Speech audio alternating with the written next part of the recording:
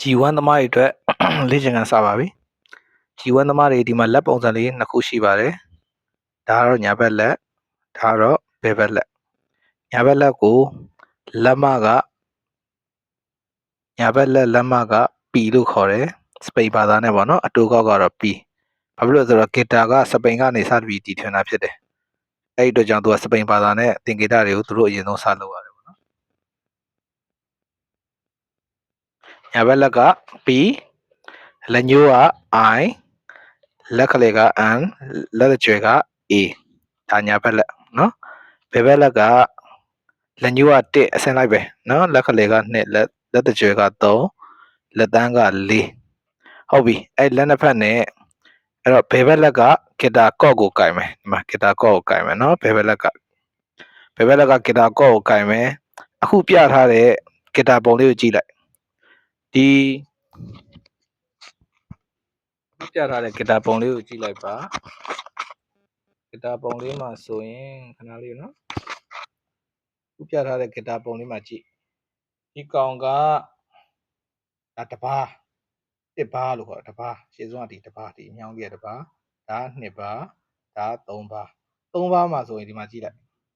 ဘယ်ဘက်လက်နဲ့ကင်မယ်နော်ဘယ်ဘက်လက်နဲ့ကင်မယ်လက်ညှိုးလေးကင်မယ်ဒီမှာ1လို့ရေးထားတယ်ဒီမှာ1နော်1လက်ညှိုးကဒီမှာကွေးပြီးတော့1ကလေးကိုကင်မယ်အဲ့လိုကင်တဲ့အခါမှာဒီမှာဒီဘားတန်းလေးရဲ့ဘေးမှာကတ်ကင်မယ်ဒီအလယ်မှာမနေနဲ့ဒီဘက်မှာလည်းမနေနဲ့လုံးဝအတန်ထွက်မှာမဟုတ်ဘူးနော်ဒါကော့ကိုစတင်တာဒါ temperature နှုတ်ရဲ့အခြေခံပဲဟုတ်ပြီဒီတစ်ပါးမြောက်ကဒီဘက်ဘားတန်းလေးရဲ့ဘေးနားမှာကတ်ပြီးကင်မယ် level 1သမားတွေဒီမှာ1လက်ညှိုးပါနှစ်ပါးမြောက်ကဒီဘားတန်းလေးရဲ့ဘေးလေးမှာကတ်ကင်မယ်နံပါတ်4ကျိုးဒါအောက်ကနေစရင်မယ်1ကျိုး2ကျိုး3ကျိုး4ကျိုး5ကျိုး6ကျိုးဂီတာမှာ6ကျိုးရှိတယ်အဲ့တော့တစ်ပါးမြောက်ရဲ့2ကျိုးလက်ညှိုးလေးကင်မယ်နှစ်ပါးမြောက်ရဲ့4ကျိုးမှာနံပါတ်2လက်ခလယ်လေးကင်မယ်နံပါတ်2လက်ခလယ်လေးကင်မယ်ဘောပေါက်ပြီနော်နံပါတ်2ကလက်ခလယ်လေးကင်မယ်3ပါးမြောက်ရဲ့5ကျိုးမှာနံပါတ်3လက်တကြွယ်လေးကင်မယ်နော်လက်တကြွယ်လေးကင်မယ်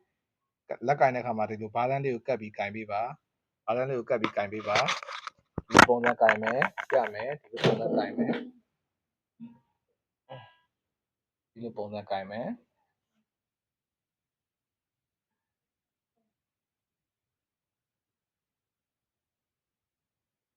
နော်လက်ကိုဒီလိုကြီးလဲမလုံးနဲ့ဒီလိုကြီးလဲအသားကြီးကပ်ပြီးမကင်နဲ့ဒီလိုကြီးလဲမလုံးနဲ့ဒီလိုအသားကြီးလဲကပ်ပြီးမကင်နဲ့ဒီလိုအနေတော်လေးကင်မယ်ကင်တဲ့အခါမှာဘားတန်းလေးကိုကပ်ပြီးကင်ထားမယ်ဒီမှာဘားတန်းလေးကိုကပ်ပြီးကင်မယ်ညနေနည်းနည်းဆောင်လို့အလင်းအောင်သိပ်မရှိဘူးဖြစ်နေတယ်နော်ဒါအလင်းအောင်သိပ်မရှိဘူးဖြစ်နေတယ်နှစ်ကျိုးပါဒါ4ကျိုးနှစ်ပါးမြောက်ရဲ့2ကျိုးဘားတန်းလေးပေးမှကတ်ကင်မယ်2ကျိုးနှစ်ပါးမြောက်ရဲ့4ကျိုး3ပါးမြောက်ရဲ့5ကျိုးအဲ့ဒါလေးကိုကင်မယ်အဲ့ဒါ C လို့ခေါ်တယ်เนาะကျွန်တော်တို့ C ကနေစတင်မယ်เนาะဒါတော့ဒီနေ့ရဲ့C เนาะဟုတ်တယ်အဲ့ဒါလေးအရင်လေ့ကျင့်ထားမယ်ခဏနေကျွန်တော်နဲ့အလင်းရောင်လေးရတယ်အလင်းရောင်လေးမှာတယောက်ကိုခေါ်ပြီးတော့နံပါတ်2ကိုနောက်ထပ်လေ့ကျင့်ခန်းတစ်ခုထပ်ပေးမယ်เนาะ